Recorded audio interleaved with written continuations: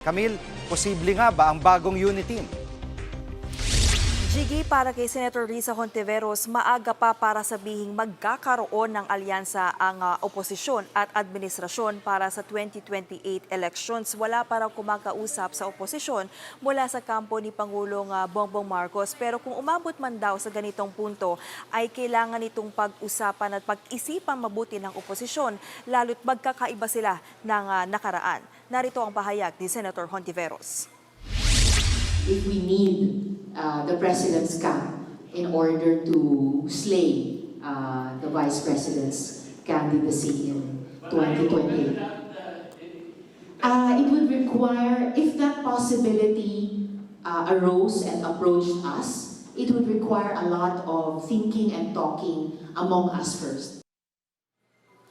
Jiggy, na unang pinalutang ni dating Senador Antonio Trillanes na magsanib puwersa itong mga kakampigs o ito yung mga supporter ni dating Vice President Leni Robredo at yung mga pro-Marcos. Bukas naniniwala si Trillanes na ito lang ang paraan para nga matalo si VP Sara kung tatakbo siya bilang Pangulo. Bukas din daw ang iba nilang kaalyado na makasama ang administrasyon. Sa ngayon, wala pang bagong komento ang palasyo tungkol dito. Jiggy? At Camille, dati nabanggit ni Senator Hontiveros na open siya tumakbo sa pagka-presidente. Nagbago bang kanyang posisyon? Jiggy, tatakbo raw si Senator Risa Hontiveros kung siya ang pipiliin ng oposisyon na maging standard bearer. Sinabi yan muli ni Hontiveros sa Foreign Correspondents Association of the Philippines Forum, kailangan daw magdesisyon ng oposisyon kung sino ang kanilang magiging pambato. Kumpiyansa rin ng senadora na kayang talunin ng oposisyon, si VP Sara. Kailangan lang daw magkaisa ang oposisyon at iba pang civil society groups sa iisang layunin. Sa ngayon, nasa proseso pa rin daw ang oposisyon sa paghahanap ng standard bearer sa 2028 presidential elections. Pakinggan natin ang pahayag ni Senator Hontiveros.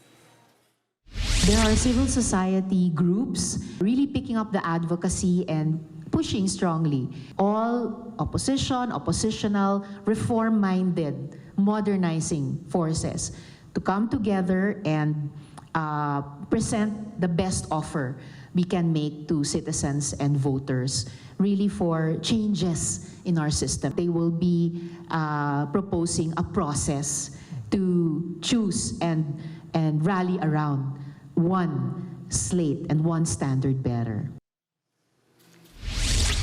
Yan munang latest. Balik sa iyo, Jiggy. Yan ang ulat ni Camille Samonte live mula sa TV5 Media Center.